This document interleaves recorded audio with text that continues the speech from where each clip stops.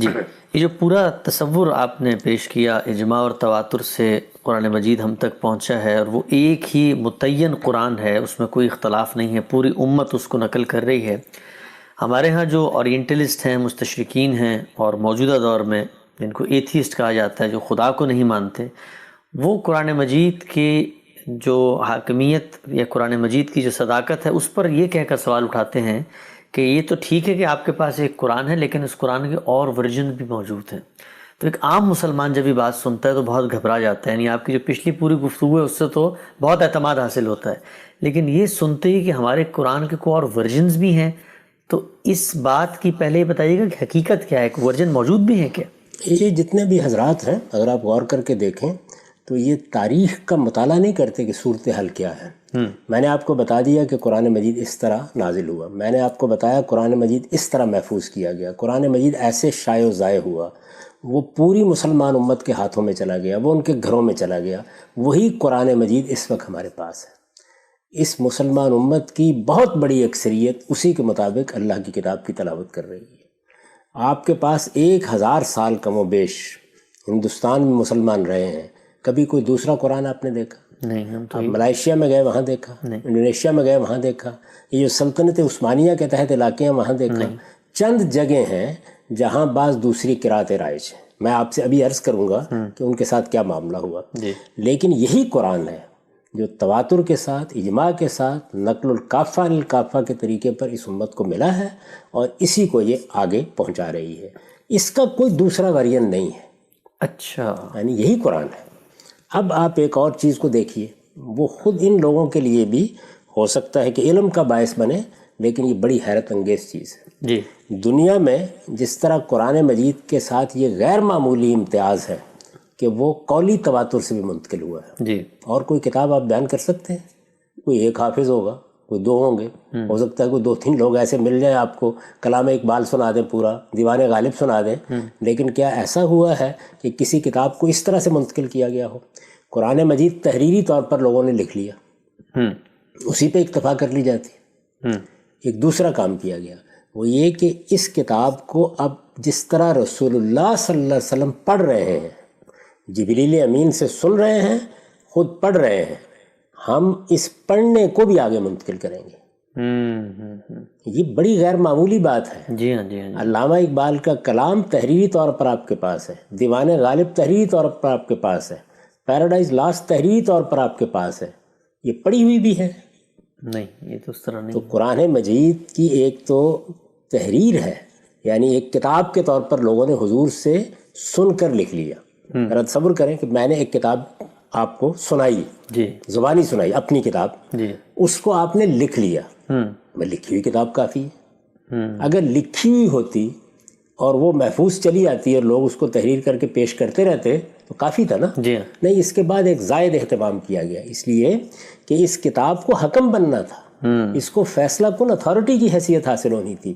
وہ دوسرا اہتمام کیا تھا کہ اس قرآن مجید کو آپ زبانی رسول اللہ نے جیسے پڑھا اس طریقے سے بھی آگے منتقل کریں گے۔ تو اب گویا اعراب کیا ہوں گے، کسی جگہ اگر کوئی اختلاف کا امکان ہے پڑھنے میں تو اس کا بھی خاتمہ ہو گیا۔ تو پڑھنا اور لکھنا دونوں چیزیں۔ پھر ایک تیسرا کام ہوا، اور وہ یہ کہ جیسے ہی مسلمانوں نے آگے قرآن پہنچانا شروع کیا، یعنی ایک مرحلہ تو بنتا نا کہ عربوں نے سنا، عربوں نے سنا تو ان کی ضرورتیں پہلی 2 تھیں، جی، لکھ لیں، کتاب کی شکل میں ان کے گھروں میں آ جائے، مصحف کی صورت میں ما بین الدفتین ہو جائے۔ دوسری ضرورت کیا تھی؟ حضور جیسے پڑھ رہے ہیں، رسول اللہ صلی اللہ علیہ وسلم جیسے اس کی قرات کر رہے ہیں، گویا میں صرف اپنی کتاب لکھ کر آپ کو نہیں دے رہا، میں پڑھ کر بھی دے رہا ہوں۔ تو وہ پڑھی ہوئی کتاب کو بھی آگے منتقل کرنا شروع کر دیا۔ 2 کام ہو گئے۔ اب دیکھیں ایک تیسرا کام کیا ہم نے، اور وہ یہ ہے کہ جیسے ہی عجمیوں تک دین پہنچا تو ہم نے وہ لہجہ بھی منتقل کرنا شروع کر دیا جو عربوں کا لہجہ تھا۔ اچھا، یعنی آپ جب انگریزی زبان پڑھتے ہیں تو ایک یہ ہے کہ آپ نے اس کی کتابیں پڑھنا سیکھ لی، دوسری یہ ہے کہ آپ نے اعلیٰ درجے کے انگریز مصنفین کی پڑھی ہوئی کتاب سن لی، یعنی انہوں نے کتاب لکھی اور پھر پڑھ بھی دی۔ یہ سہولت اس وقت پیدا ہوئی ہے آگے، آڈیو بکس آپ نے دیکھا ہوگا کہ ہمارے ہاں آنے لگ گئی ہیں۔ اس کا اگلا مرحلہ کیا ہوتا ہے؟ اب بھی لوگ یہ کرتے ہیں جیسے کہ ہم برٹش لہجے کو سیکھیں گے، ہم امریکن لہجے کو سیکھیں گے. تو عرب لہجہ کیا تھا؟ یہ جو لہجہ ہے یہ کسی کتاب کے علم، کسی کتاب کے مفہوم، کسی کتاب کے الفاظ کی ضرورت نہیں ہوتی. شیکسپیئر کا ڈرامہ میں پکڑتا ہوں، میں پکڑ کے اس کو انڈین ایکسنٹ میں پڑھ لیتا ہوں، اس سے مدعا واضح ہو گیا. لیکن تیسرا اہتمام بھی کیا گیا، اور وہ اہتمام اب تک جاری ہے، اب تک جاری ہے. یعنی جیسے ہی عجمی مسلمان ہوئے تو اب وہ عرب نہیں تھے، ان کے لیے عرب لہجے میں قرآن پڑھنا ممکن نہیں تھا. تو یہ جس کو تجوید کہتے ہیں آپ، یہ اس کے بعد وجود میں آئی. اچھا، یعنی یہ علم بن گیا پورا کا پورا. اچھا، اس وقت صورتحال یہ ہے کہ قرآن مجید کو اگر تجوید کے ساتھ آپ نہ پڑھیں تو لوگ معترض ہو جاتے ہیں. جی ہاں، جی ہاں، جی. تجوید کے ساتھ نہ پڑھیں، وہ کیا ہے؟ عرب لہجہ. ضروری نہیں ہے، لازم نہیں ہے. یعنی آپ نے کتاب پکڑی، آپ نے اپنے ہندی لہجے میں پڑھ لی، آپ نے بنگالی لہجے میں پڑھ لی، یہ کوئی ناجائز نہیں ہے، بالکل درست ہے. لیکن تیسرا اہتمام بھی ہم نے کرنا شروع کر دیا. یعنی مسلمانوں کی تاریخ میں پہلا کیا تھا؟ تحریری طور پر آگے منتقل ہونا شروع ہو گیا. دوسرا کیا تھا؟ اس کی قرات، یعنی پڑھا ہوا قرآن. میں محض تعبیر مستعار لے رہا ہوں، آڈیو بک بھی بننی شروع ہو گئی. یعنی اب وہ گویا آگے پڑھا ہوا سنانے کا کام ہو گیا. اور پھر بہت لوگ بیٹھ گئے، ہلکے بن گئے، وہ عرب لہجہ سکھانے لگ گئے. اور لہجہ اس لیے سکھانے لگ گئے کہ کہیں پڑھنے میں کوئی غلط لہجے سے پڑھے گا تو کوئی تبدیلی نہ ہو جائے. یہ کہا گیا کہ چونکہ یہ عربوں کے لیے نازل ہوا ہے اور عربوں کی زبان میں نازل ہوا ہے تو اس کی خوبصورتی یہی ہے. یہ اس میں غلطی کا سوال نہیں تھا. غلطی تو اعراب کے ساتھ جب قرات منتقل ہو گئی تو ختم ہو گئی. ختم ہو گئی. جی. میں نے اس سے پہلے بھی عرض کیا تھا نا کہ جس وقت ہم کوئی زبان بول رہے ہوتے ہیں، ہم اگر اہل زبان ہیں تو ہمیں اس کی ضرورت نہیں ہوتی کہ ہم اس پر اعراب لگائیں. یہ جو میں اس وقت اردو بول رہا ہوں، اب دیکھیں اس پہ سب پہ اعراب لگے ہوئے ہیں. اس وقت جب میں بول رہا ہوں تو الف پہ زیر لگی ہوئی ہے، سین پہ جزم لگی ہوئی ہے، وقت کی واو پر زبر موجود ہے، یہ لگے ہوئے ہیں. میں بول رہا ہوں، اسی کو لکھ دیا جائے تو آپ پڑھ لیں گے، اس لیے کہ آپ اس زبان کو جانتے ہیں. عرب بھی ایسے ہی پڑھ لیتے، صرف تحریر ہوتی تب بھی کافی تھی. لیکن ادنا درجے میں بھی کوئی ایسی چیز نہ پیدا ہو جائے جو اس کتاب کی حکومت کو متاثر کرے. فیصلہ کن ہونا ہے اس نے، یہ میزان ہے، اس کی بنیاد پر حق و باطل کے فیصلے ہونے ہیں. تو دوسرا اہتمام، اور پھر اس کے بعد تزئین کے پہلو سے تیسرا اہتمام، وہ بھی ہم نے کرنا شروع کر دیا. اب یہ جب سارے اہتمام مسلمانوں نے پہلی صدی میں کرنا شروع کر دیے تو اس وقت ایک اور چیز پیدا ہوئی. اور چیز یہ تھی کہ رسالت مآب صلی اللہ علیہ وسلم پر جب یہ قرآن نازل ہو رہا تھا تو میں نے آپ کو تفصیل سے بتایا کہ ایک اس کا پہلا مرحلہ ہے جس میں وہ اس وقت کے مخاطبین کے لحاظ سے نازل ہوا. جی. یعنی قریش مکہ ہیں، ان کو مخاطب کیا گیا، اہل کتاب ہیں، ان کو مخاطب کیا گیا، صحابہ کرام ہیں جن کو یا ایھا الذین آمنوا کہہ کے مخاطب کیا جاتا ہے، اس وقت کے لوگوں کو مخاطب کیا گیا. اس میں ترتیب بالکل اور تھی، بالکل ان کے لحاظ سے تھی. اللہ تعالیٰ نے جب اسے باقی دنیا کے لیے، رہتی دنیا کے لیے، قیامت تک کے لیے ترتیب دیا تو پھر اس کو بالکل اور نظم میں ڈال دیا.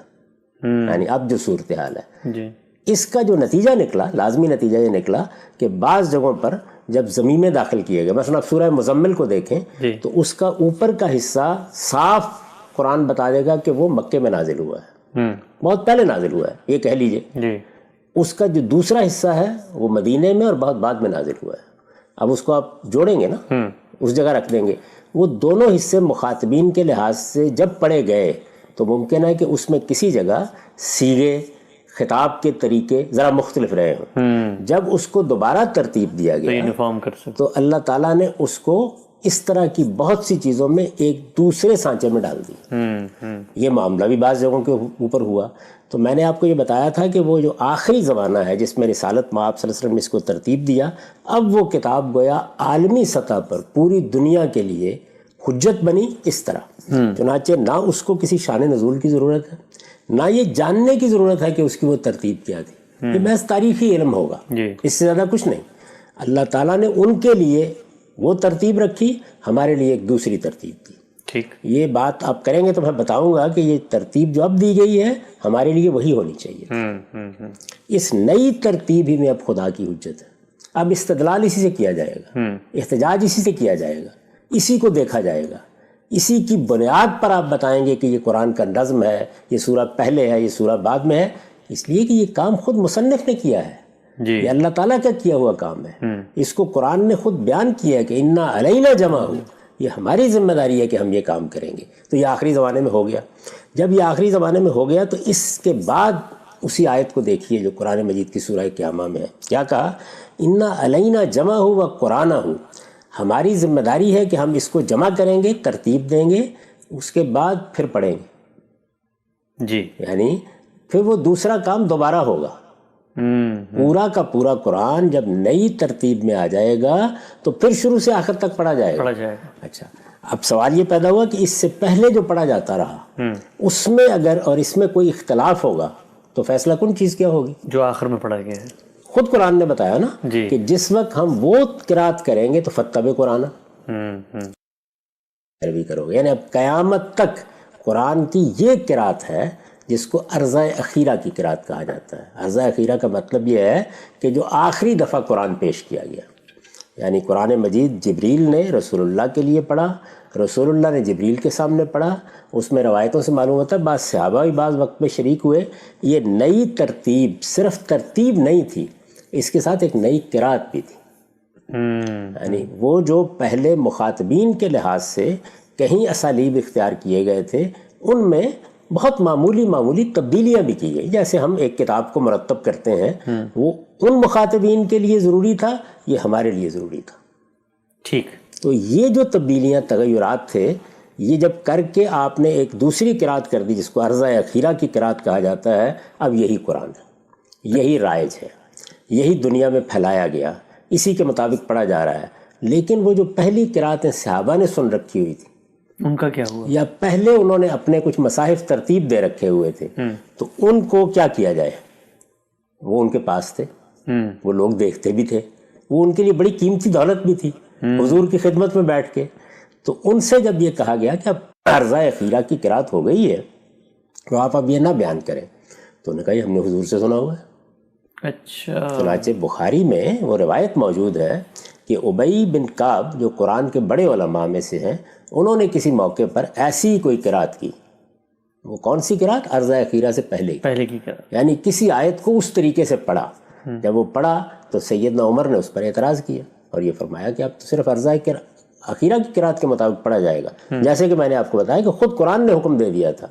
تو انہوں نے کہا کہ میں نے جو بات رسول اللہ سے سنی ہوئی ہے میں تو بیان کروں۔ اچھا، تو یہ میں نے رسول اللہ سے ایسے سنا ہوا ہے، میں بیان کروں گا۔ یہ وہ کوئی اختلاف نہیں کر رہے رائج قرآن کے ساتھ، بلکہ یہ کہہ رہے ہیں کہ یہ تو ہو گیا نا، یعنی قرآن مجید کو ترتیب دے دیا گیا، وہ شائع ہو گیا، وہ ضائع ہو گیا، لیکن یہ جو کچھ ہم نے اپنے ان کانوں سے اس زبان فیض ترجمان سے سنا ہے، اس کو ہم کیسے بیان کرنے سے رک جائیں؟ تو وہ اپنے نسخے بھی دکھا دیتے تھے ان کو کہ میں نے تو یہ اس طرح 10 صورتیں لکھی تھیں، 20 صورتیں لکھی تھیں، فلاں وقت میں حضور کی خدمت میں حاضر ہوا تھا، میں پہلے اس کو ایسے ترتیب دیا کرتا تھا۔ یہ ساری جتنی چیزیں تھیں وہ بیان ہونا شروع ہو گئیں۔ جب یہ بیان ہونا شروع ہو گئیں تو ظاہر ہے کہ یہ کیا چیز تھی؟ اخبار احاد تھی۔ ایک مرتبہ پھر یاد کریں اس بات کو کہ ایک چیز ہے اجماع و تواتر سے سنت جاری ہو گئی، نماز کیسے پڑھنی ہے، روزہ کیسے رکھنا ہے۔ ایک چیز قرآن مجید ہے، وہ بھی پوری مسلمان امت نے نقل کرنا شروع کر دیا، شائع و ضائع ہو گیا۔ لیکن اس طرح کی چیزیں سنت کے بارے میں بھی لوگ بیان کرنے لگ گئے، قرآن کے بارے میں بھی بیان کرنے لگ گئے۔ اخبار احاد، یعنی کسی نے کہا کہ میں نے تو حضور کو نماز پڑھتے ہوئے دیکھا تھا کہ آپ نے تو سجدوں سے اٹھتے ہوئے بھی رفع یدین کیا تھا، یعنی یہ جو ہم ابتدا میں ہاتھ اٹھاتے ہیں ایسے ہاتھ اٹھایا تھا۔ یہ علم جو اخبار احاد سے منتقل ہونا شروع ہوا، مسلمانوں نے کمال دیانت کے ساتھ اس کو بھی محفوظ کیا۔ اچھا، اس کو بھی محفوظ کیا، یعنی یہ حضور کے ساتھ تعلق کا اظہار تھا۔ وہ ایک پازیٹیو سمت میں یہ ہوا سب کچھ، اس لیے کہ لوگ بالکل مطمئن تھے کہ قرآن مجید جب شائع و ضائع ہو گیا ہے، وہ ساری دنیا کے ہاتھوں میں ہے، تو کوئی مسئلہ نہیں ہے، ہم یہ کیوں نہ بیان کریں۔ یہ اخبار احاد کے ذریعے سے جو قراتیں منتقل ہوئیں قرآن مجید کی، یہ اصلاً عرضہ اخیرہ سے پہلے کی قراتیں تھیں۔ یعنی قرآن کی آخری ترتیب سے پہلے بعض آیتیں اس طریقے سے پڑھی گئیں یا رسالت مآب صلی اللہ علیہ وسلم نے تلاوت کی اور لوگوں نے اس طرح ان کو سنا ہوا تھا۔ جی۔ تو وہ یہ نہیں کہہ رہے کہ ہم اس قرآن کو چیلنج کر رہے ہیں، وہ یہ کہہ رہے ہیں ہم نے یہ سنا ہوا ہے، اس کو بیان ضرور کریں گے. یعنی پہلا اصرار صحابہ کرام میں سے بعض لوگوں کی طرف سے ہوا، ہم بیان ضرور کریں گے. جی. دوسرا رسپانس مسلمان امت کی طرف سے ہوا کہ ہم اس کو محفوظ ضرور کریں گے. کیونکہ رسول اللہ کی نسبت سے اگر کوئی بات آ رہی ہے تو اس کو کیوں ہم رد کریں. یہ جو حدیث کا سارا ذخیرہ ہے یہ اسی اصول پر سامنے آیا. میں تو کئی مرتبہ بتا چکا کہ قرآن جاری ہو گیا، سنت جاری ہو گئی، اس کی کوئی ضرورت نہیں تھی. لیکن جو لوگ رسالت مآب صلی اللہ علیہ وسلم کو دیکھ چکے، آپ کا اسوہ دیکھا، آپ کا گھر دیکھا، آپ کا اٹھنا بیٹھنا دیکھا، آپ کی سیرت دیکھی، آپ کے سوانے دیکھے، ایسے ہی آپ سے پہلے بھی قرآن سنا، ان کو آپ اگر روکیں گے تو کس اصول پر روکیں گے؟ جی ہاں. یعنی کوئی اندیشہ نہیں تھا، کوئی خطرہ نہیں تھا. بعض لوگوں نے نقد کیا بھی، جیسے میں نے آپ کو بتایا کہ سیدنا عمر نے توجہ دلائی تو انہوں نے کہا کہ میں تو نہیں اس چیز کو چھوڑوں گا جو میں نے حضور سے بھی سن رکھی ہوئی ہے. تو وہ یہ نہیں کہہ رہے کہ یہ قرآن مجید سے ہمارے پاس کوئی مختلف قرآن ہے، وہ پہلے جو سنا ہوا ہے انہوں نے اس کو بیان کرنے کا حق مانگ رہے ہیں. یہ انہوں نے بیان کیا. میں نے عرض کیا کہ امت کا رسپانس کیا تھا، یعنی اس وقت کا تابعین کا، انہوں نے لیا ان سے. تو اس کو بھی لوگوں نے لکھنا شروع کر دیا، ایسے ہی جیسے حدیثیں لکھنی شروع کر دی. یعنی یہ حدیث میں جو قرآن مجید کی روایتیں بیان ہوئی ہیں یہ وہ ہیں. آپ جب بخاری اٹھائیں گے یا مسلم اٹھائیں گے یا بڑی کوئی حدیث کی کتاب اٹھائیں گے تو وہاں پر پورے باب ہیں جن میں اس طرح کی روایتیں بیان ہوئی ہیں. اب جب یہ روایتیں بیان ہونی شروع ہو گئیں تو حدیث کو حاصل کرنے کے لیے جو شوق پیدا ہوا، پھر عرض کر دوں کہ قرآن اور سنت میں پورا دین تھا. جی. کوئی چیز اس میں نہ اضافہ کر رہی تھی نہ کمی کر رہی تھی. لیکن حضور کی نسبت سے، قرآن کی نسبت سے اگر کوئی بھی تاریخی بات بیان ہوگی تو لوگوں کا یہی رد عمل ہوگا، رسپانس یہی ہوگا، ایسے ہی کریں گے. بیان کرنے والے اس کے لیے تیار نہیں ہوئے کہ وہ بیان نہ کریں، اور سننے والے اس کے لیے تیار نہیں ہوئے کہ ہم اس کو نہ سنیں. تو اسی سے در حقیقت یہ جو اتنا بڑا کام آپ کے یہاں ہوا ہے کہ رسالت مآب صلی اللہ علیہ وسلم نے سنت کے بارے میں جو کچھ کہا، کسی سوال کا جواب دیا، کسی موقع پر نماز ایک خاص طریقے سے پڑھی، یہاں تک کہ لوگ دیکھ رہے ہیں کہ اچھا آپ بیٹھے ہیں نا تشہد پہ تو یہ پاؤں کدھر کو نکالا ہے، اچھا آپ سجدے میں گئے ہیں تو آپ نے انگلیاں کیسے رکھی ہیں. ان میں سے کوئی چیز بھی ضروری نہیں تھی. جی ہاں. یعنی سنت کے طور پر نماز جاری کر دی گئی، فطری طور پر ہاتھ جہاں آنے ہیں جب سجدے میں جائیں گے آئیں گے، لیکن لوگ ان چیزوں کو بیان کر رہے ہیں. یہ بہت بڑی دولت بھی تھی، اس میں کوئی شک نہیں ہے. اس لیے کہ جس ہستی پر آپ ایمان لا رہے ہیں کہ وہ خدا کا آخری پیغمبر ہے، اس کے بارے میں ایک ایک چیز ایک دولت ہی بنے گی. اور اس میں جواہر ریزے بھی تھے، لیکن اس سے مسائل بھی بہت پیدا ہوئے. وہ مسائل اگر آپ غور کریں تو ہمارے یہاں سنت کی تعین میں بھی ہوئے.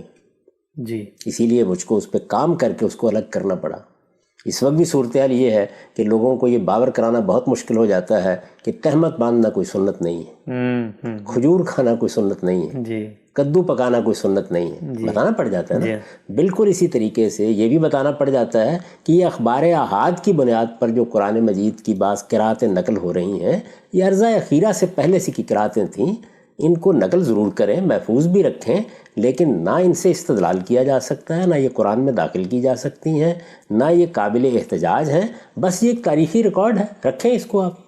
چونکہ اللہ تعالیٰ نے قرآن مجید میں حکم دے دیا ہے کہ اب قیامت تک کے لیے قرآن کی کون سی قرات ہوگی؟ عرضہ اخیرہ کے بعد کی جو آخر میں کی گئی ہے. میں نے آپ کو قرآن کی آیت سنا دی، اِنَّا عَلَيْنَا جَمْعَهُ. یہ ہماری ذمہ داری ہے کہ ہم اس قرآن کو جمع کریں گے.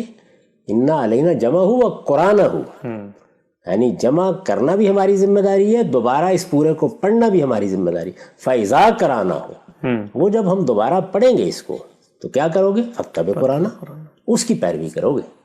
تو پیروی تو اسی کی ہوگی، اسی کی امت کر رہی ہے، وہی قرآن شائع و ضائع ہے.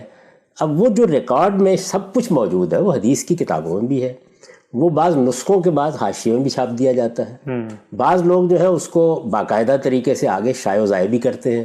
ایسا بھی ہوتا ہے کہ مدرسوں میں وہ قراتیں پڑھی جاتی ہیں، علم ہے جس کی روایت ہو رہی ہے، پڑھی جاتی ہیں بعض موقعوں کے اوپر. ہمارے مفسرین اس کی بنیاد پر تفسیر کرتے ہیں، اس بعد مشکلات حل ہو جاتی ہیں، معلوم ہو جاتا ہے کیا مدعا ہے کیا نہیں. میں بہت سی مثالیں دے سکتا ہوں کہ انہوں نے اسی طریقے سے حل کرنے کی کوشش کی ہے.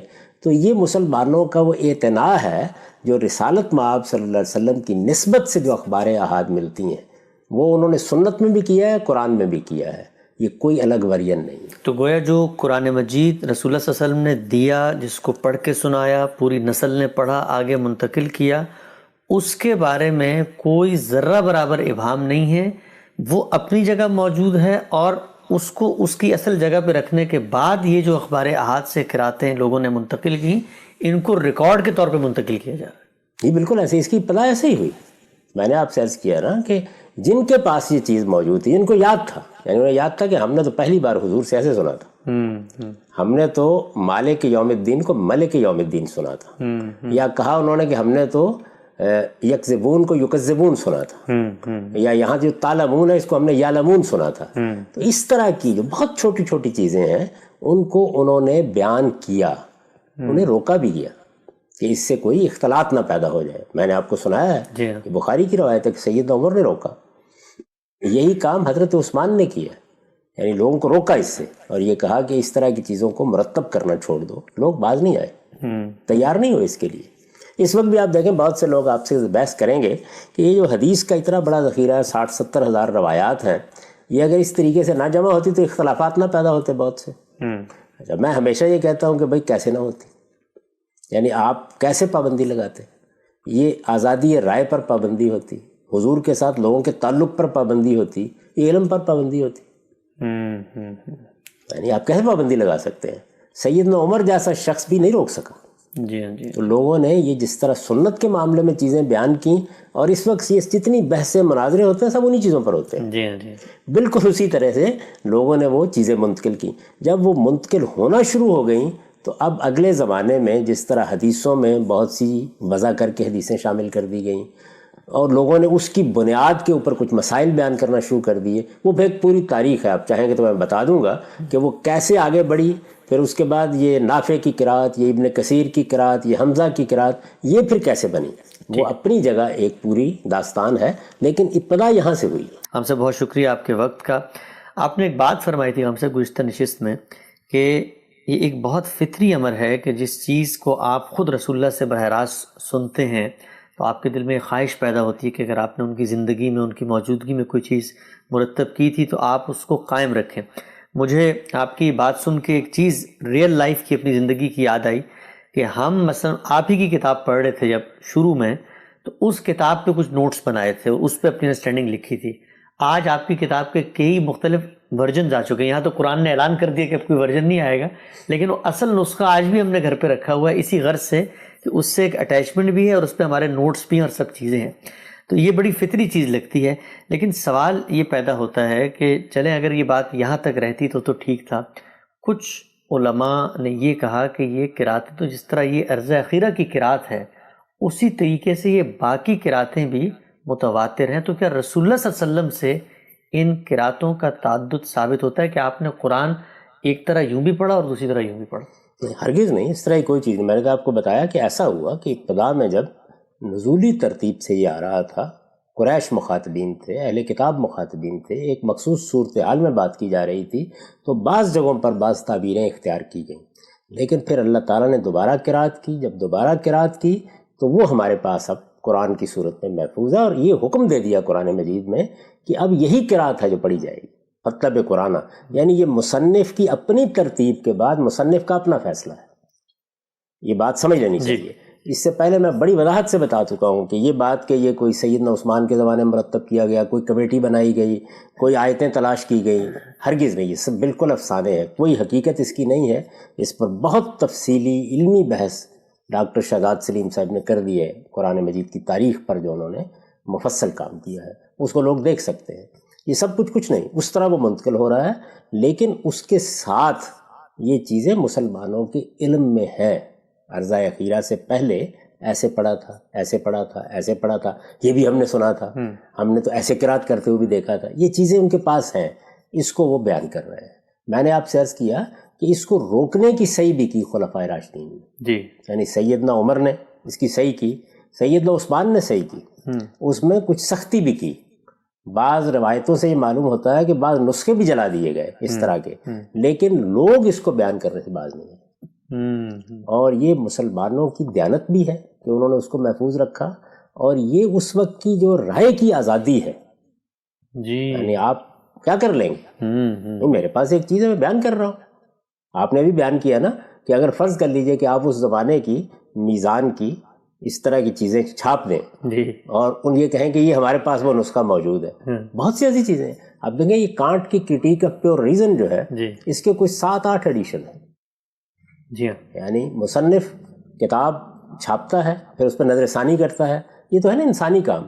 اللہ تعالیٰ کے ہاں اصل میں یہ بالکل ٹھیک حکمت کے مطابق ہوا کہ پہلے مخاطبین اس وقت زندہ لوگ ہیں سامنے.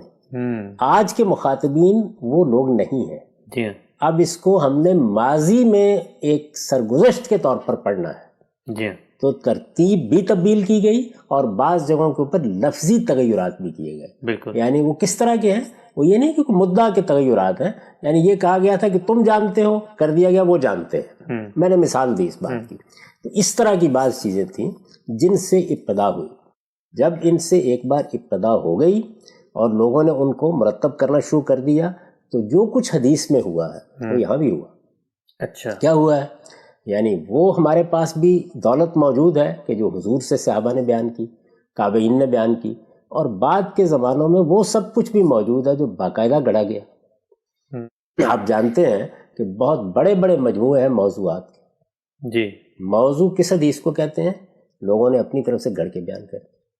تو اگر حضور کی نسبت سے اعمال کی چیزیں گھڑی گئیں تو خود سوچ لیں کہ قرآن کی کیوں نہیں گھڑی جائیں؟ جو لوگ وہ کام کر رہے ہیں یہ کیوں نہیں کریں گے؟ جو لوگ وہ کام کر رہے ہیں وہ یہ کیوں نہیں کریں گے؟ تو اس سے بہت بڑے پیمانے پر شیوع بھی ہونا شروع ہو گیا. یعنی بہت تھوڑی سی چیزیں تھیں جو صحابہ نے بیان کی، اب وہ زیادہ ہونا شروع ہو یہ گیا. زیادہ کہاں، مسلمانوں میں یا علمی حلقوں میں زیادہ؟ ظاہر ہے کہ یہ علمی حلقوں کی چیز ہے نا. علمی حلقوں ہی کی چیز ہے. مسلمانوں کے پاس تو قرآن ہے، عام آدمی اس کو پڑھ رہا ہے، نقل کر رہا ہے، آگے منتقل کر رہا ہے، اس کے حفظ کر رہا ہے. علم کی دنیا میں یہ چیزیں، یہ حدیثیں بھی یوں تھوڑی ہے کہ عام مسلمان بیٹھ گئے تھے. ہاں جی. یعنی یہ بھی علم کی دنیا ہی میں سب کچھ ہو رہا ہے. رسالت باب صلی اللہ علیہ وسلم جب دنیا سے رخصت ہوئے تو قرآن صراحت سے کہتا ہے کہ کچھ منافقین مدینہ تک میں رہ گئے جن کا خاتمہ نہیں ہوا. اس کے بعد بھی ظاہر ہے کہ بڑے فتنے کے دور پیدا ہوئے تو ان میں جو لوگ قریب آئے یا وہ اندر سے اسلام کے دشمن تھے، انہوں نے جس طریقے سے سنت کے بیان میں، حضور کی سیرت کے بیان میں، آپ کے اسوہ حسنہ کے بیان میں حدیثیں گڑھی ہیں، بالکل اسی طریقے سے قراتیں بھی گڑھی اس نوعیت کی. تو ایک بہت چھوٹی سی چیز تھی جو حضور سے صحابہ نے روایت کی، وہ عرضہ اخیرہ سے پہلے کی چیزیں تھیں. یہ اب اس میں اضافہ ہونا شروع ہو گیا. اچھا. جب یہ اضافہ ہونا شروع ہو گیا تو آپ یہ دیکھیے نا کہ وہاں بھی ذخیرہ بہت بڑھ گیا، یہاں بھی بہت بڑھ گیا. وہاں بھی لاکھوں روایتیں ہو گئیں جن میں سے پھر محدثین نے انتخاب کیا. یہاں پر بھی یہ سلسلہ شروع ہو گیا. بلکہ بعد کے زمانوں میں تو یہاں تک بھی ہوا کہ بعض لوگ چونکہ اس سے تفسیر کرنے لگ گئے. ہماری تفسیروں میں یہ بہت مل جاتی ہیں آپ کو. کوئی تفسیر کی کتاب اٹھا لیں، زمخشری کی کتاب اٹھا لیں، آلوسی کی اٹھا لیں، ابن کثیر اٹھا لیں، مل جائیں گی بہت سی. تو بہت زیادہ بڑی تعداد میں یہ وہاں پر تفسیر میں مدد دینے لگ گئی. لوگوں نے یہ خیال کیا کہ اس سے قرآن مجید کے کچھ دوسرے پہلو نمایاں ہوتے ہیں. پھر یہ بھی آپ کے علم میں ہے کہ ہم لوگوں کے ہاں یہ تصور بھی پیدا ہو گیا کہ قرآن مجید کی شان نزول دریافت کریں. یعنی جب وہ ابتدا میں اتری تھی آیات تو کس پس منظر میں اتری تھی، وہ بھی تفسیر میں بیان ہونی شروع ہو گئی. جب وہ بیان ہونی شروع ہو گئی تو اسی طریقے سے یہ روایتیں بھی بیان ہونی شروع ہو گئی. تو اس طرح ایک بڑے پیمانے پر ان کا شیوع ہوا علم کی دنیا میں. ان کو لوگوں نے لکھنا شروع کر دیا، پر کتابیں مرتب کرنی شروع کر دیں. بالکل اسی طریقے سے ہمارے محدثین نے جس طرح حدیث کے مجموعے تیار کیے، ان کے بھی ہونے لگ گئے. پھر کچھ ایسے لوگ پیدا ہوئے جیسے ہمارے یہاں فقہا پیدا ہوئے، جیسے محدثین پیدا ہوئے. ایسے لوگ پیدا ہوئے جنہوں نے اصلاً اس چیز کو اپنا فن بنایا کہ وہ حلقے قائم کر کے قرآن مجید کا لہجہ سکھائیں گے لوگوں کو. اچھا. میں نے پہلے عرض کیا تھا نا کہ 3 کام ہوئے. تحریر میں لوگوں نے اس کو محفوظ کیا. دوسرا کام کیا تھا؟ یعنی قولی تواتر سے منتقل ہونا شروع کر، پڑھا جا رہا ہے. تیسرا یہ ہے کہ عرب لہجے میں پڑھا جائے یا پڑھنا سکھایا جائے. تو عرب لہجے میں پڑھنا سکھانے والے لوگ پیدا ہوئے. وہ کیا کر رہے ہیں؟ عجمی لوگ ہیں ان کے سامنے، اور وہ عرب لہجے میں جیسے قرآن پڑھتے تھے، اور ظاہر ہے کہ ان کے لہجوں میں کچھ تنوع بھی تھا، اختلافات بھی تھے. تو کسی نے کسی لہجے کو پسند کیا، کسی نے کسی لہجے کو پسند کیا. وہ اس میں اب قرآن مجید لوگوں کو سکھانے لگ گئے. یہ لوگ ہیں کہ جن کو قاری کہا جاتا تھا. اچھا. یعنی یہ قرآن مجید کی مجالس منعقد کرتے اور ان میں لوگوں کو سکھاتے تھے. یہ جو نافع ہے، ابن کثیر ہیں، حمزہ ہیں، اس طرح کے لوگ ہیں، پورا قرآن مجید یہ اس طریقے سے لوگوں کو پڑھا رہے تھے. اس کے ساتھ ہی انہوں نے ایک اور کام کر ڈالا. وہ کام انہوں نے کیا کیا کہ یہ جو اس طرح کی بعض روایتیں مل گئیں ان کو، یعنی کچھ صحابہ کرام سے مل گئیں، کچھ تابعین سے مل گئیں، اس طرح کی روایات مل گئیں، اپنے ذوق سے انہوں نے ان کا انتخاب شروع کر دیا. جیسے ہمارے فقہاء ہیں، اب دیکھیے نا کہ وہ آپ فقہ حنفی کو دیکھتے ہیں تو بعض روایتیں انہوں نے لے لی ہیں، بعض نہیں لی. جی. ایسے ہی امام شافعی بعض روایتوں کو قبول کرتے ہیں، بعض کو نہیں قبول کرتے. تو حدیث سنت کے معاملے میں بھی یہی ہو رہا ہوتا ہے کہ آپ انتخاب کر رہے ہوتے ہیں، اس میں آپ کا ذوق بھی کار فرما ہوتا ہے، اور آپ بعض اوقات محسوس کرتے ہیں کہ اگر ایسے قرآن مجید کو پڑھا جائے تو اس سے یہ بات زیادہ واضح ہو جاتی ہے. تو ان لوگوں نے اپنا اختیار ترتیب دینا شروع کر دیا. اس کو اصطلاح میں کہتے ہیں اختیار ہے. اچھا. اپنا اختیار ترتیب دینا شروع کر دیا. جیسے فقہ الگ سے مرتب ہو گئی، یہ حنفی فقہ ہے، یہ شافعی فقہ ہے. دین تو وہ ایک ہی تھا نا. جیسے محدثین نے روایتوں کا انتخاب کیا، اسی طرح جیسے محدثین نے روایتوں کا انتخاب شروع کر دیا. تو اب ظاہر ہے کہ امام ابو داؤد نے ان روایتوں کا انتخاب کیا، امام مالک نے ان روایتوں کا انتخاب کیا، کچھ چھوڑا کچھ لے لیا. تو یہ ترک و اختیار جو ہے یہ فقہ میں بھی ہونے لگ گیا، یہ حدیث میں بھی ہونے لگ گیا. یہ ان قرات کے بڑے بڑے لوگوں نے بھی کرنا شروع کر دیا. اچھا. جیسے لوگ حنفی فقہ سیکھنے کے لیے جانے لگ گئے، ظاہر ان کا مرکز کوفہ تھا، یا مالکی فقہ سیکھنے کے لیے جانے لگ گئے، اس کا مرکز مدینہ تھا. بالکل اسی طریقے سے ان قاریوں سے بھی سیکھنے لگ گئے، ان کا اختیار سیکھنے لگ گئے. تو یہ اپنا اختیار مطلب کیا کہ یہ قرآن مجید جو ہمارے پاس متواتر قرآن ہے، اس کی بعض جگہوں کے اوپر جو وہ پہلی ارضۂ اخیرہ سے قراتیں ان کو ملیں یا ان کے بعد اس میں شامل ہوئیں، ان کو اختیار کر کے یہ اس کو سنانے لگ گئے، اس کو پڑھانے بھی لگ گئے. یہ علم کی دنیا میں یہ سب کام ہو رہا تھا. یعنی عامت الناس کے ہاں کچھ نہیں ہوا، وہ وہی قرآن پڑھ رہے ہیں، وہی قرآن سیکھ رہے ہیں، اسی قرآن کو آگے منتقل کر رہے ہیں. اسی وجہ سے آپ یہ حیرت انگیز چیز دیکھتے ہیں نا کہ جب ہم تاریخ میں پڑھتے ہیں کہ ایک زمانے میں مدینے کے لوگ فلاں قرات پڑھتے تھے، بصرہ کے لوگ یہ پڑھتے تھے، وہ لوگ نہیں پڑھتے تھے، وہ وہاں کے اہل علم قاری حضرات تھے جو پڑھتے تھے. اچھا. اور ان میں یہ ترک و اختیار ہوتا رہتا تھا. علم کی دنیا میں یہ آج تک ایسے ہی جاری ہے. ٹھیک. اچھا. یعنی ترک و اختیار وہاں شروع ہوا، اختیار کے مطابق عرب لہجہ پڑھانا شروع کر دیا، شہرت ہو گئی، لوگوں نے اس کو قبول کرنا شروع کر دیا. جیسے کچھ حنفی ہو گئے، کچھ شافعی ہو گئے، کچھ یہ ہو گئے، اور پھر اس کے بعد یہ چیزیں آگے شائع ہونے لگ گئی. آپ نے سوال یہاں سے کیا تھا کیا یہ متواتر ہیں؟ یعنی یہ ان کو تو اخبار احاد کے طور پر ملی، آگے پھر بے شمار لوگ ان کے شاگرد ہوئے اور انہوں نے پڑھنی شروع کر دی. تو یہ تواتر اصل میں ان قاریوں سے ہے. اچھا. معاف کیجیے، یعنی جب یہ کہا جاتا ہے کہ یہ متواتر ہیں تو اس کا مطلب وہ قرآن نہیں ہے جو رسالت میں آپ صلی اللہ علیہ وسلم سے متواتر ملا ہے. یہ قراتیں ان قاریوں سے متواتر ہوئیں. ایسے سمجھ لیں کہ بخاری اب متواتر ہے، لیکن وہ امام بخاری سے متواتر ہے. امام بخاری نے جو احاد روایتیں تھیں ان کا مجموعہ مرتب کیا، اب سینکڑوں شاگرد پیدا ہو گئے. تو بالکل اسی طرح سے ان قاریوں کے ساتھ ہوئے. ٹھیک. یعنی یہ کہنا کہ قرآن مجید جو اصل میں قرآن کی متعدد قراتیں تھیں بھی صحابہ کے دور میں، وہ جب آگے نقل ہوئیں تو خبر واحد کے اصول پر ایک انڈیپینڈنٹ آدمی آگے پہنچا رہا ہے.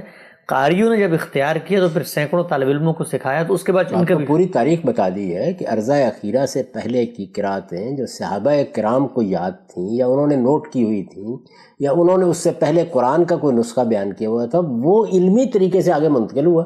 بات یہاں سے شروع ہوئی، بڑھتے بڑھتے وہاں تک پہنچی، یہاں تک کہ پھر قاریوں کا اختیار رائج ہو گیا.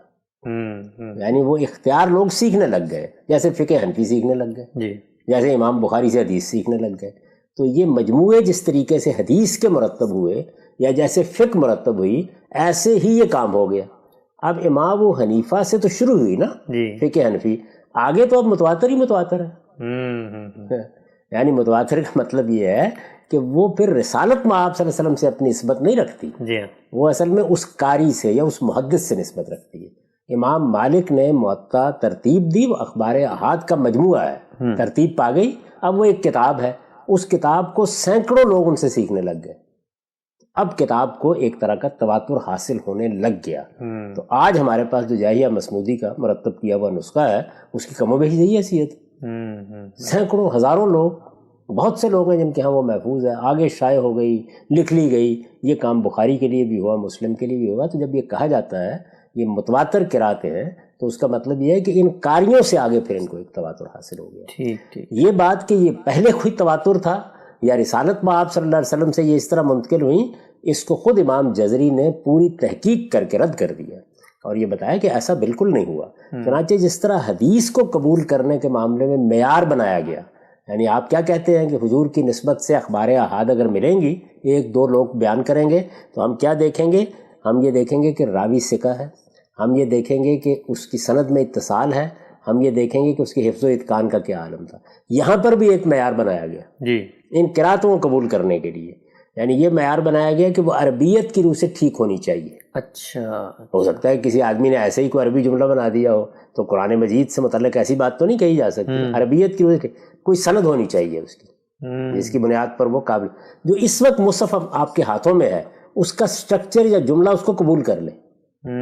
تو یہاں پر بھی گویا تین، وہاں پر بھی تین ہی ہیں، وہاں پر بھی یہی ہے، یعنی راوی کی ثقافت ہے، اتصال ہے، حفظ و اتقان ہے.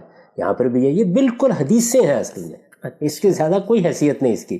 یعنی حدیثیں اگر رسالت میں آپ صلی اللہ علیہ وسلم کی سنت کو، سیرت کو بیان کریں، آپ کے خطبات نقل کریں، آپ کا اٹھنا بیٹھنا نقل کریں، تو وہ آپ واقف ہیں، اس کو حدیث کہتے ہیں. یہ قاری حضرات رسالت میں آپ صلی اللہ علیہ وسلم کی نسبت سے اگر یہ نقل کریں کہ ایسے بھی پہلے پڑھا تھا، یعنی پہلے یہ تھا کہ پہلے پڑھا تھا، بعد میں جب اور چیزیں شامل ہو گئیں تو لوگ اس کو بھول گئے. جی. تو ہمیں چونکہ قرآن مجید نے صراحت سے یہ حکم دے دیا ہے کہ جمع و ترتیب کے بعد جو قرأت ہوئی ہے، جس کو عرضہ اخیرہ کی قرأت کہتے ہیں، اس کے مطابق اب قرآن پڑھا جائے گا. پھر عرض کر دوں کہ اگر صرف تحریری ہوتی قرآن کی تو دنیا بھر کی کتابیں جو آج بھی چھپتی ہیں صرف تحریری ہوتی ہے. زائد اہتمام تھا، یہ لوگ معترض ہو رہے ہیں، انہیں تو اس معجزے کی طرف دیکھنا چاہیے. اگلا اہتمام یہ تھا کہ یہ باقاعدہ پڑھ کر منتقل کیا جائے گا. کہا کہ میں جب یہ لفظ بول رہا ہوں تو اس میں میں بول رہا ہوں تو میم پر جو زبر ہے وہ بھی منتقل ہو آگے، تاکہ غلطی کا کوئی امکان نہ رہے، اختلاف کا کوئی امکان نہ رہے، یہاں تک کہ لہجہ بھی منتقل کیا جائے. تو یہ لہجہ منتقل کرنے کے لیے بیٹھے تھے یہ جتنے لوگ ہیں، لیکن ان میں سے بہت سے لوگوں نے اپنا اختیار بھی ترتیب دے کے منتقل کرنا شروع کر دیا. ٹھیک، ہم سب آگے بڑھاتے ہیں اس بحث کو. یہ بتائیے کہ جب یہ کہا جاتا ہے کہ جو متواتر قرآن ہے اجماع اور تواتر سے ہم تک پہنچا ہے، ہمارے ہاتھوں میں ہے، تو پھر اس کے اوپر کیوں لکھا ہوتا ہے بروایت حفظ؟ اگر یہ حفظ ہیں یا قالون ہیں یا اور باقی جو نافع ہیں، یہ اختیار استعمال کر کے وہ بہت سارے اقوال جو قراتوں کے ان میں سے کوئی ترجیح دے رہے تھے، تو جو اصل نسخہ ہے اس پہ تو لکھا ہونا چاہیے تھا نا عرضہ اخیرہ کی قرات، اس پہ کسی فرد کا نام کیسے آ جاتا ہے؟ یہ پھر اس کو سمجھ لیجئے، میں نے ابھی بات بیان کی کہ یہ حضرات اصلاً کیا کر رہے تھے، یہ عرب لہجہ پڑھا رہے تھے.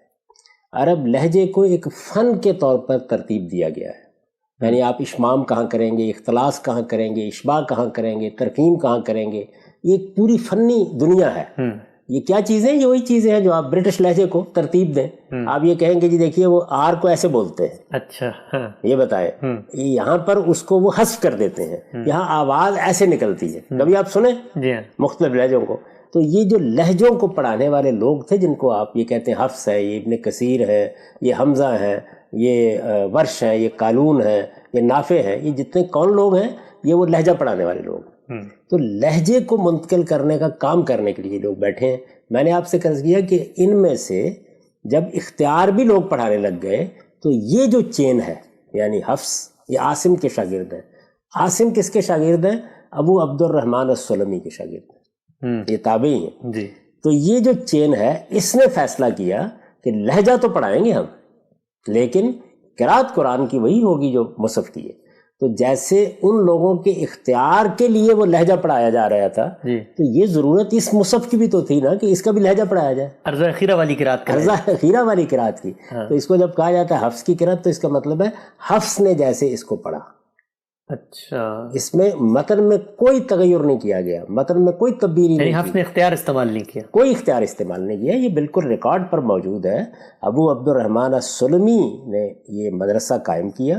ابو عبد الرحمن السلمی کے بارے میں صراحت سے یہ تاریخ میں نقل ہو گیا ہے کہ وہ بالکل وہی قرات پڑھاتے تھے جو عرضہ اخیرہ کی قرات ہے. انہی الفاظ میں یہ ساری بات لکھی ہوئی ہے، اور خاص طور پر تنبیہ بھی کرتے تھے لوگوں کو اور یہ کہتے تھے کہ یہ تم لوگوں نے جو اس طرح کی قراتیں پڑھنی شروع کر دی ہیں، نہ یہ ابو بکر نے پڑھی تھی، نہ عمر نے پڑھی تھی، نہ عثمان نے پڑھی تھی، نہ علی نے پڑھی تھی، نہ زید بن ثابت نے پڑھی تھی، یہ سب وہ کہتے تھے۔ وہ تو ایک ہی قرات قرآن مجید کی جو عرضہ اخیرہ کی قرات ہے وہی پڑھتے تھے، اسی پر حضور دنیا سے رخصت ہوئے۔ یہ ساری باتیں میں نے اپنے اس مضمون میں لکھ دی ہیں، اس کے حوالے بھی لوگ دیکھ سکتے ہیں جو میری کتاب مقامات میں قرات کا اختلاف کے زیر عنوان موجود ہے۔ ٹھیک۔ تو یہ اس طریقے سے گویا ایک مدرسہ وہ تھا کہ جس نے جو قرآن مجید ہمارے پاس شائع و ضائع ہے اس کی بھی تو ضرورت تھی نا۔ جی ہاں، یعنی سب سے زیادہ تو اسی کی ضرورت سب سے زیادہ اس کی ضرورت تھی۔ جی۔ یعنی پہلی ضرورت کہ لکھا گیا تو لکھا تو جا رہا تھا، ہزاروں لوگ رہ رہے تھے، اس میں کسی اختیار کا استعمال کیا کرنا، یہ تو عرضہ اخیرہ کی قرات تھی، تو سوال ہی نہیں پیدا ہوتا تھا۔ تو دو چیزیں تو وہی تھیں، لیکن ایک تیسری چیز کے لیے پھر قاری حضرات آئے تو انہوں نے پڑھانا شروع کر دیا۔ تو اب ابو عبد الرحمن السلمی نے وہی عرضہ اخیرہ کی قرات کو بھی عرب لہجے میں تعلیم دینا شروع کیا۔ عاصم ان کے شاگرد تھے، انہوں نے بھی یہی کیا۔ اس کے بعد حفص نے آگے پڑھایا۔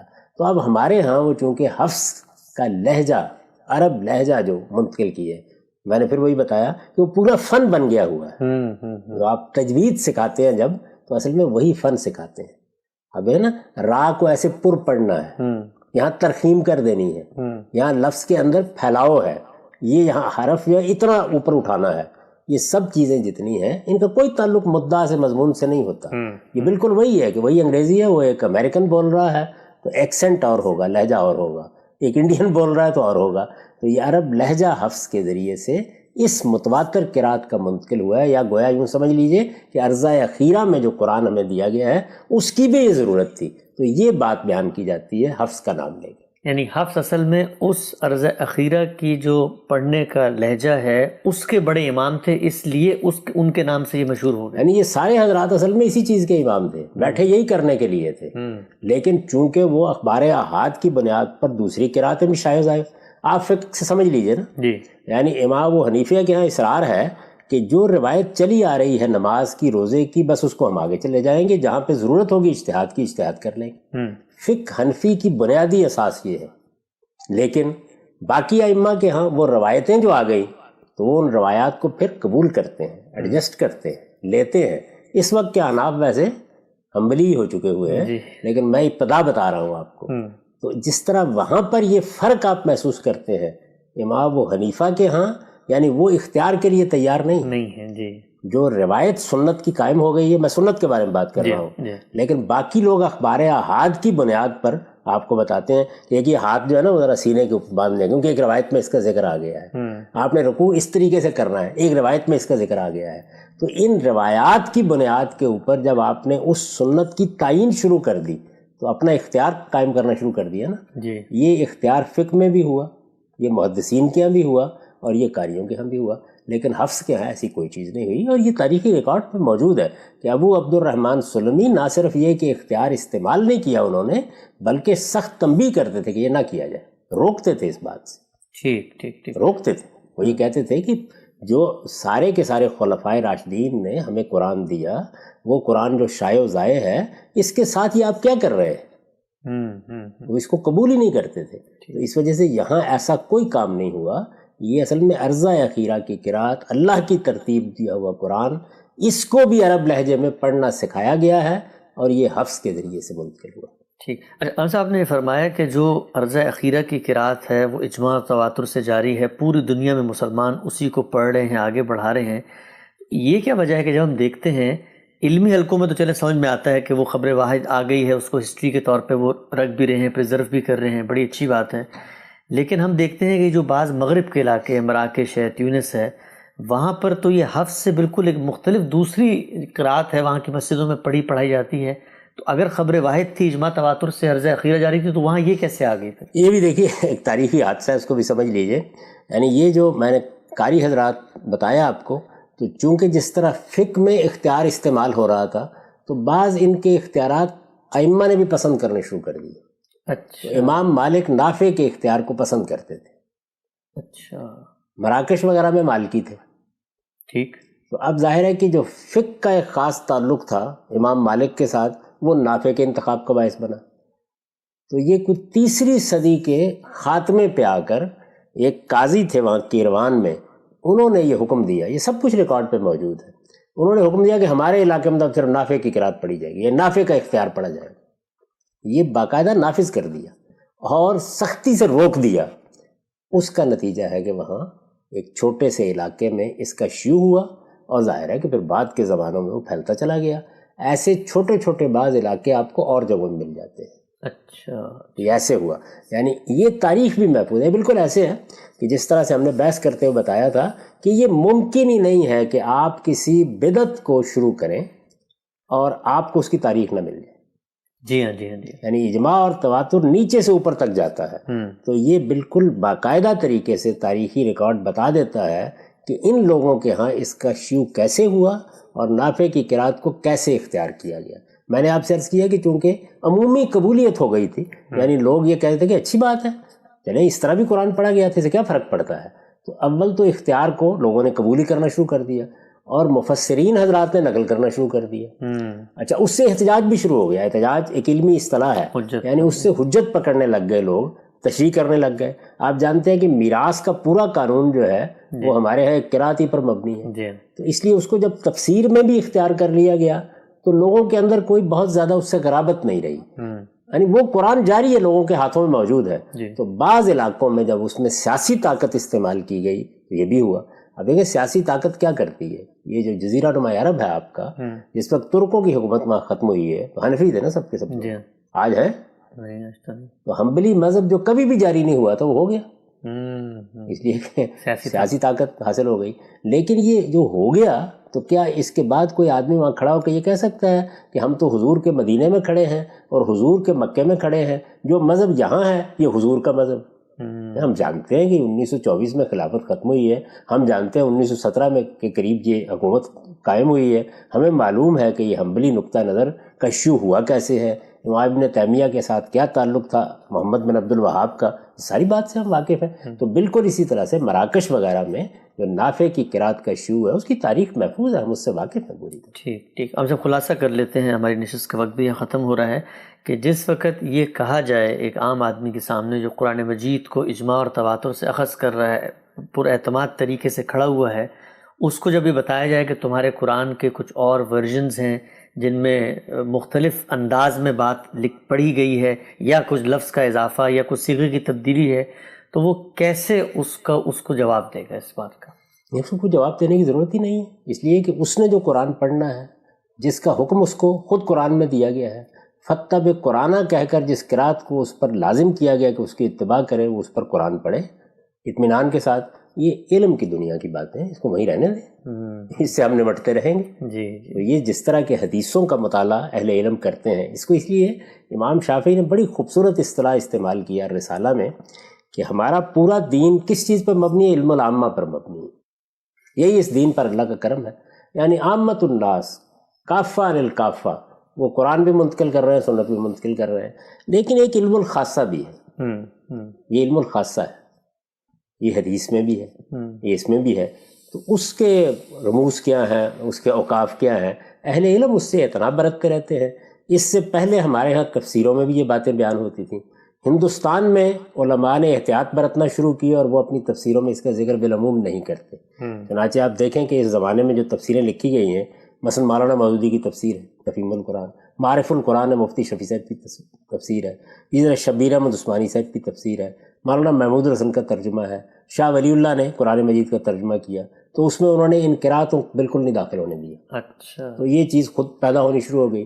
مدرسہ فرائی میں ہم نے باقاعدہ طور پر اس کو متعین کر کے بتا دیا کہ نہیں، یہ بالکل قرآن مجید کے خلاف ہے۔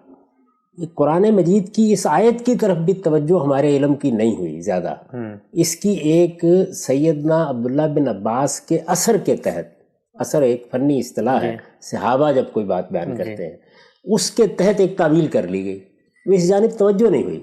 تو امام فراہی نے پہلی مرتبہ سورہ قیامہ کی تفسیر جب شائع ہوئی ہے تو توجہ دلائی کہ اللہ تعالیٰ نے روک دیا ہے، اس سے یہ روک دیا ہے۔ جب قرآن مجید سے معلوم ہو گیا تو اب اس کے بعد ہم نے تو اپنی تفسیروں میں بالکل اس کو نکال دیا، یہاں تک کہ استاذ امام امین حسن اصلاحی کی تدبر قرآن میں ابتدا میں انہوں نے لکھ دیا کہ قرآن مجید نہ صرف یہ کہ ایک ہی قرات کے اوپر ہمارے پاس موجود ہے اور وہ مصحف کی قرات ہے، بلکہ کوئی دوسری قرات جو ہے وہ قرآن مجید کے اندر رکھیں گے آپ تو اس کا جملہ، اس کا نظم، اس کا سیاق و سباق اس کو اگل دیتا ہے، اس لیے کہ باطل اس میں داخل ہو نہیں سکتا۔ اس کی بڑی نمایاں قسم کی بعض مثالیں ہیں، جیسے ارجلکم کی قرات ہے، جیسے میراث کے احکام میں یوسی اور یوسا کی قرات ہے، تو اس پر ہم نے بحث کر کے بتا دیا کہ دیکھیے قرآن کیسے اگل دیتا ہے اس تو اس وجہ سے یہ ظاہر ہے کہ علم کی دنیا کی چیز ہے، تو اس کو وہیں رکھ کے دیکھنا چاہیے۔ قرآن کا کوئی اور ورژن نہیں ہے، وہ ایک ہی کتاب ہے، ایک ہی کتاب ہمارے ہاتھوں میں ہے، وہ خدا کی آخری حجت ہے، وہ حکم ہے، وہی فیصلہ کن ہے، وہی میزان ہے، اور وہ ہمارے پاس بالکل محفوظ صورت میں ہے۔ یہ جو قاری حضرات ہیں یہ بھی یہ نہیں کہتے کہ ہم کوئی اس قرآن کی نفی کر رہے ہیں، وہ کہتے ہیں یہ بھی لے لو ہم سے، اچھا، یعنی یہ بھی ہے، یہی نہیں ہے، ایک دوسرے کی تردید تغلیط نہیں ہے۔ تو اس وجہ سے پریشان نہیں ہونا چاہیے عام آدمی کو، یہ علم کی دنیا کی چیزیں ہیں۔ اب چونکہ یہ چیزیں لوگوں کے ہاں عام ہو گئی ہیں، وہ پڑھ بھی رہے ہیں اس کو، تو یہ ضروری تھا کہ اس طرح تفصیل سے بتا دیا جائے کہ یہ تاریخ کیا ہے۔